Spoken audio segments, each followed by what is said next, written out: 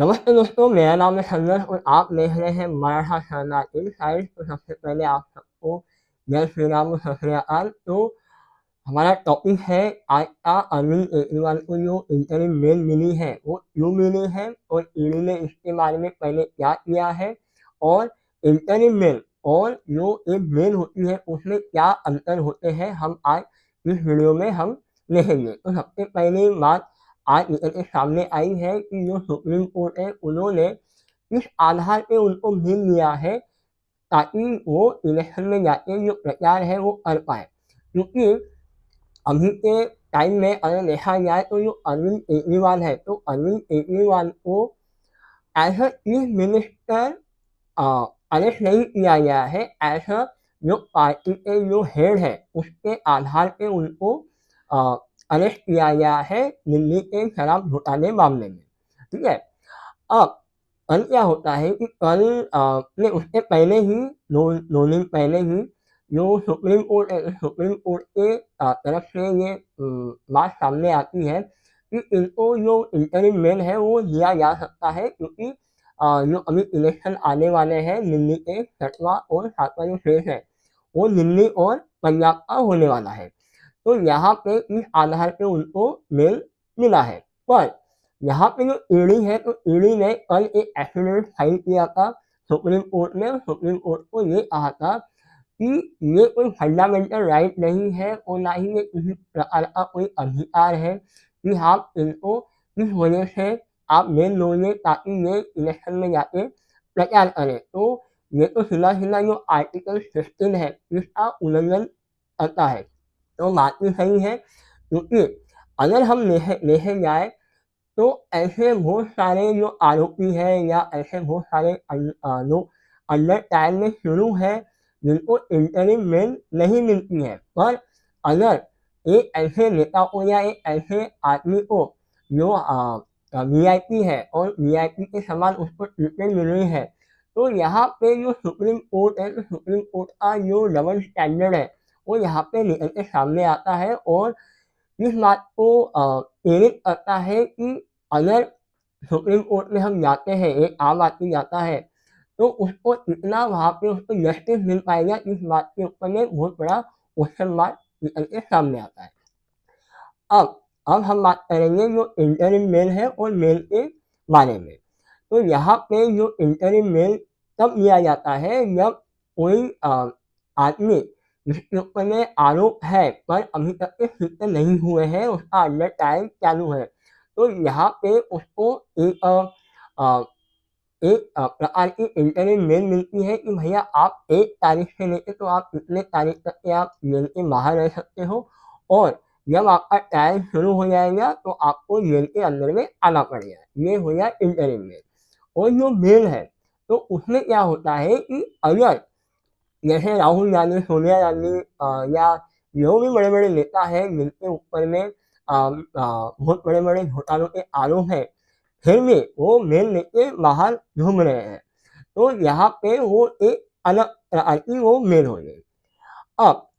बात करते हैं कि सुप्रीम कोर्ट ने किस आधार पे इनको और मेल लिया है और क्या-क्या इनसे कहा है। तो पहली बात ये कहा है कि सुप्रीम कोर्ट ने कि भैया हम आपको मेल देंगे, पर आप एज अ सीएम भी आप अपने ऑफिस में नहीं जा पाएंगे और जो भी आपको साइन वाइन करना है, यानी कि ऐसे कुछ डॉक्यूमेंट होते हैं या ऐसा कुछ चीज़ें होती है जिसके ऊपर में सीएम की साइन लगती है, तो आप वो भी नहीं कर पाओगे अगर जब तक के जो लेफ्टिनेंट गवर्नर है यहाँ के दिल्ली के, अगर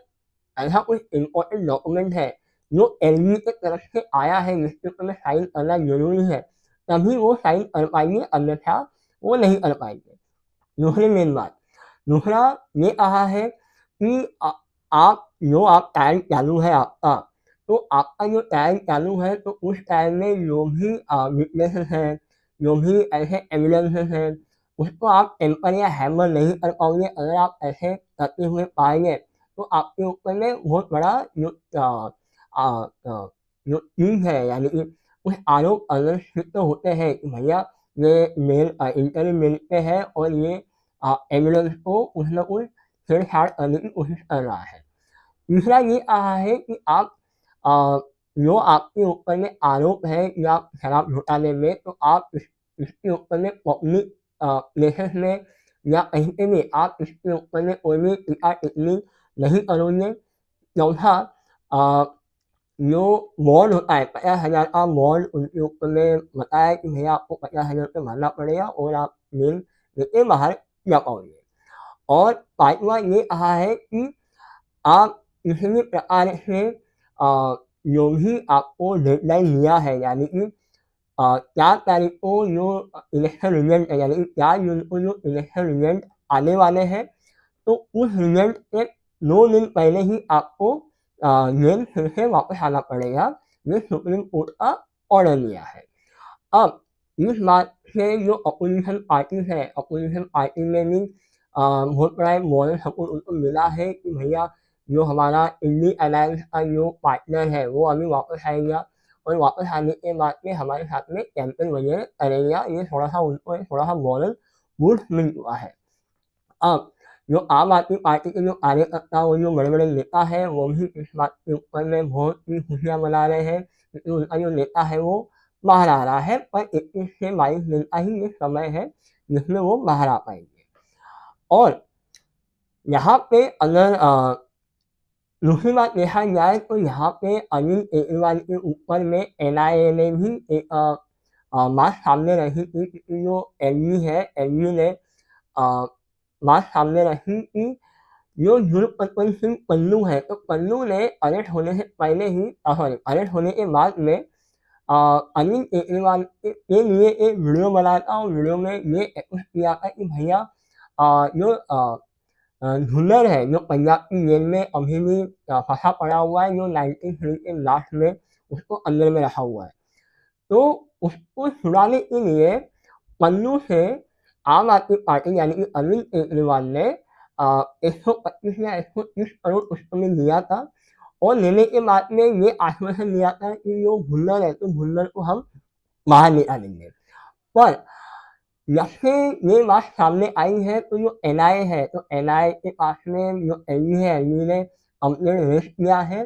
तो अब देखना ये होगा कि क्या अब जो भी ये जो इंटरिम मेल मिला है, मतलब आज से लेके तो 2 तारीख तक के, तो क्या इस बीच में एनआईए कुछ कार्रवाई कर सकता है इसके ऊपर में? केजरीवाल के ऊपर में। अगर केजरीवाल के ऊपर में अगर ये सारी चीज़ें होती हैं, तो शायद से और शायद से कोई बड़ा बवाल खड़ा कर सकती है आम आदमी पार्टी। पर यहाँ पे जो चीज़ें सामने आ रही है, जैसे सोशल मीडिया पे बहुत सारे लोग अ, सुप्रीम कोर्ट को गालियाँ दे रहे हैं, क्योंकि जो हुआ वो शायद से गलत वे में ही हुआ है, क्योंकि बात यही है कि अगर एक हाई प्रोफाइल इंसान को अगर अंडर ट्रायल होते हुए भी उसको बेल मिल रही है, तो जो सुप्रीम कोर्ट की जो विश्वसनीयता है, वो शायद से सामने लोगों के दिमाग में एक अलग छवि क्रिएट करेगी।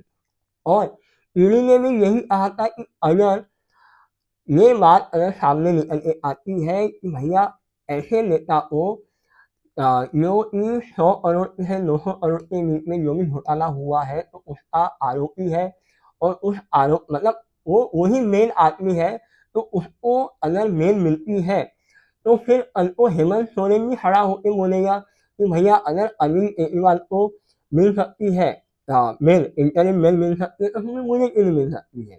और साथ में ही जो आसाम में जो खालिस्तानी जो चीज़ है अमृतपाल सिंह, वो तो वो भी अभी इलेक्शन में उसने फॉर्म भरा है और बहुत सारी जो अ चीज़ें हैं उसका इलेक्शन का जो कैंडिडेट फॉर्म है वो भी सामने निकल के आया है। तो यहाँ पे भी बात सामने निकलेगी कि अगर अरविंद केजरीवाल को बेल मिली है, तो फिर मुझे क्यों नहीं मिल सकती है, मुझे क्यों नहीं इलेक्शन में जाके लड़ने की परमिशन मिल सकती है। तो ये बात निकल के सामने आ सकती है।